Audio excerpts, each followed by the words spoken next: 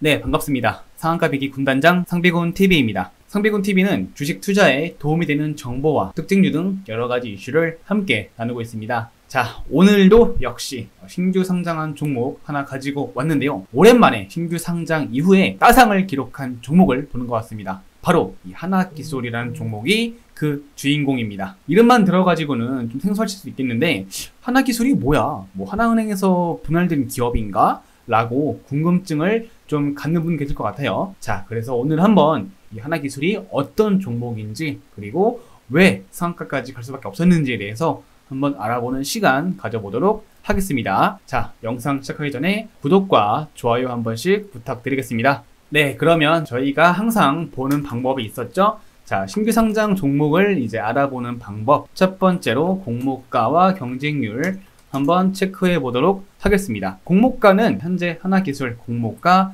35,000원 나와 있어요. 자, 기사를 한번 가지고 와서 확인을 해볼게요. 공모가 35,000원에 경쟁률 1394대 1 기록을 했습니다. 자, 여기 경쟁률은 기관 수요 예측에서 나온 기관 경쟁률이에요. 그래서 공모가가 35,000원을 기록했고 경쟁률 기관 수요 예측 대상했을 때 기관 수요 예측 결과 1300대, 1400대 1로 볼 수 있을 것 같은데 1400대 정도 됩니다. 1390대 3대 1 대략적으로 1400까지 올라갈 수 있겠고 일반 투자자 대상했을 때는 830대 1 기록을 하면서 상당히 꽤 높은 경쟁률을 기록했어요. 그래서 최근 하반기 들어서 나와 있던 이 IPO에서는 네페스 아크보다 높았던 경쟁률을 기록했습니다. 그래서 공모 밴드를 보시게 되어도 이 공모가 밴드 있잖아요. 공모가 밴드에서도 31,000원에서 35,000원 사이였는데 역시 그 중에 최상단 밴드로 선택이 되면서 네, 공모가 35,000원으로 확정이 되었습니다. 그리고 35,000원 되었는데 불구하고 자, 오늘 시가 7만원 나와 있죠. 35,000원에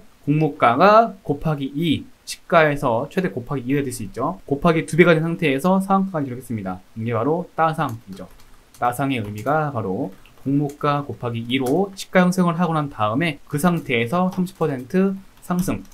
이게 바로 따상의 의미예요. 그래서 여러분들이 따상이라고 하는데 이거 상따 할 수 있고 다른 의미의 따상인데 따상은 말 그대로 더블 상한가를 말합니다. 그래서 공모가에 곱하기 2를 준 시가를 형성하고서 그 시가에서 상한가까지. 그래서 상장 이후 최대 상승을 기록하는 것을 말할 수 있겠어요. 그러면 이 기업이 뭐라는 기업이길래 따상까지 기록을 했냐 라고 봐봐야겠죠. 근데 살펴보게 되니까 자, 이 하나기술 진짜 뭐 좀 영향 없겠지만은 하나은행과는 관련이 없고요. 결론 말씀드리면 2차 전지 섹터입니다. 배터리 업종 섹터인데 중요한 거는 배터리에서도 보게 되면 양극재, 뭐 음극재, 뭐 전해질, 뭐 분리막 이렇게 나눌 수가 있는데 이 하나기술은 그러니까 일반적인 배터리 기업들은 이 중에 하나씩 맞잖아요. 하나씩 맡아가지고 다 하나의 주요 공정을 담당하고 있는데 하나기술 같은 경우에는 전 공정 양극재나 음극재나 전해질 분리막 이거에 대해서 인섹션 뭐 검사부터 해가지고 조립 패키징까지 다 전 공정을 가능하게 하는 설비 전문 제조 기업입니다. 그래서 2차 전지 전 공정 설비를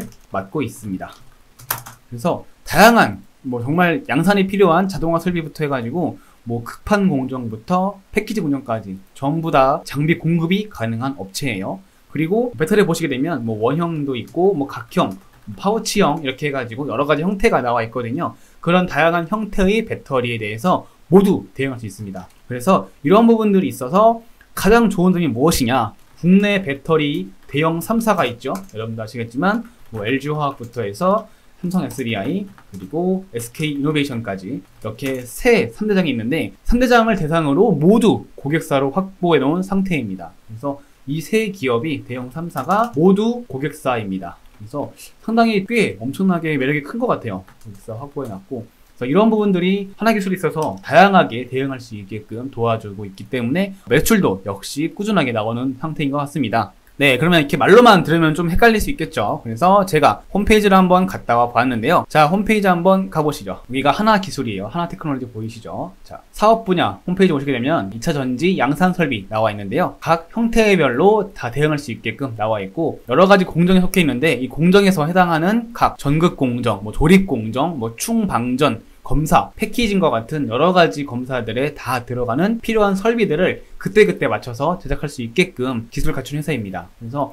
상당히 좀 기술력 자체가 많은 기술을 갖고 있고 특허도 갖고 있고 상당히 좀 기술력 자체가 높은 기업이다라 볼 수 있는 그런 좀 좋은 회사인 것 같아요. 근데 이 회사를 한번 알아보게 되면은 이 회사가 본래 옛날 회사에서는 2006년도까지만 해도 LCD를 만드는 디스플레이 기업이었다고 합니다. 6년 전까지만 해도. 근데 2006년도부터 해가지고 중국이 계속 LCD랑 이런 디스플레이 시장에서 저가로 쫙쫙 들어와 버리니까 점점 유지하기 어려워지면서 결국 이 디스플레이에서 바꿔본 게 2차 전지 사업으로 바꾸게 된 것이죠. 이렇게 하면서 장비 분야를 바꾸게 되었고, 그 장비 분야에서 핵심 기술력 자체가 바로 이 전해액 주입 장비라고 합니다.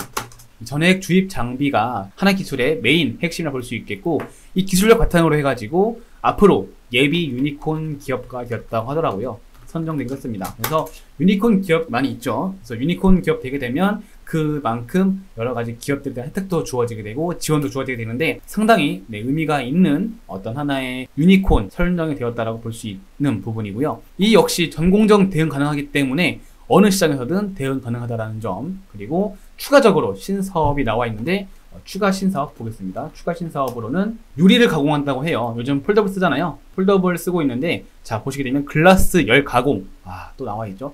열 처리 가공 설비라 해가지고 이 폴더블 폰 역시 그러면 폴더블 폰에 들어가는 유리를 이제 커버드 글라스를 만들겠다라고 한 거죠. 그래서 결론을 말씀드리면 폴더블 폰 관련 주로도 엮일 수 있다라는 거예요. 그래서 폴더블 폰에 들어가는 이 커브드 글라스를 양산하려고 하고 있습니다. 양산 설비를 이제 계획하고 있어요. 그래서 나중에 폴더블 폰이 점점 이 폼팩터라고 하죠. 정말 이 폰 안에서의 형태가 계속 바뀌고 있는데 나중에 현재 지금 쓰고 있는 저희 뭐 일반적인 폰을 떠나서 계속 접고 펼치고 하는 다양한 형태의 폰이 나오는 만큼 이 폴더블 폰도 분명히 하나의 획을 그으면서 점점 대중화 될 것인데, 그러면 이 하나 기술은 배터리뿐만 아니라 폴더블 폰까지도 같이 겸용할 수 있는 어떻게 보면 겹테마 관련주로도 볼 수 있다라는 거죠. 그래서 2차 전지 플러스 폴더블 폰. 물론 폴더블 폰에서 있어서 뭐 힌지라던가 뭐 다양하게 쓰일 수 있는 특정 PCB, FPCB라던가 그런 핵심 소재는 아니지만 어쨌든 가장 중요한 커버드 글라스이기 때문에 커버드 글라스도 더 얇고 튼튼하고 곡률이 적은 그런 글라스가 중요하거든요. 그래서 이런 부분들 봤을 때 전지나 배터리 그리고 폴더블까지 다양하게 볼 수 있는 모멘텀이 있다라고 볼 수 있겠어요. 그래서 아무튼 저는 제가 봤을 때 이런 여러 가지 다양한 모멘텀들과 실적을 기반으로 해서 이 오늘과 같은 차트가 나왔다라고 보고 있어요. 물론 이 회사의 가치를 제가 논할 수는 없겠지만 현재 지금 이 회사의 어떤 시장적 가치는 9만원대를 넘기고 있습니다. 물론 IPO 자체가 흥행하기로 했었어요. 흥행하면서 잘 되긴 했었지만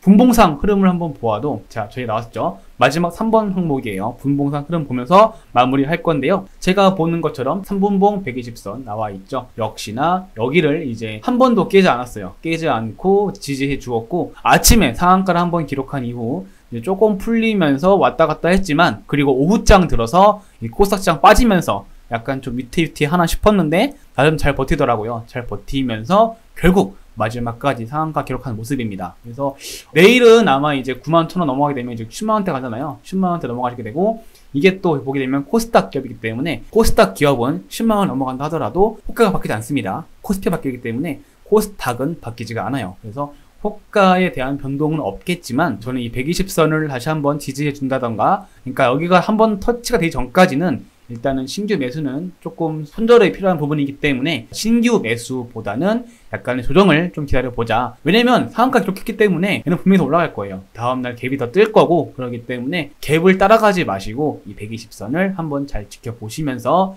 대응을 해보시자 라고 볼 수 있겠습니다. 자, 이렇게 해가지고 격테마 관련주다라는 걸 기억해 보시면서 하나기술 한번 지켜보시면 좋을 것 같고요. 내일 또 있죠. 26일 날도 상장한 종목이 있고, 목요일, 금요일 이렇게 상장을 여러 개 하고 있는 준비 종목들이 있는데 그 종목들도 한번 준비해 볼 수 있도록 자, 영상을 한번 준비해 보겠습니다. 자, 그러면 이번 주 금요일 날 영상 한번 더 올려드리면서 인사드리겠습니다. 감사합니다.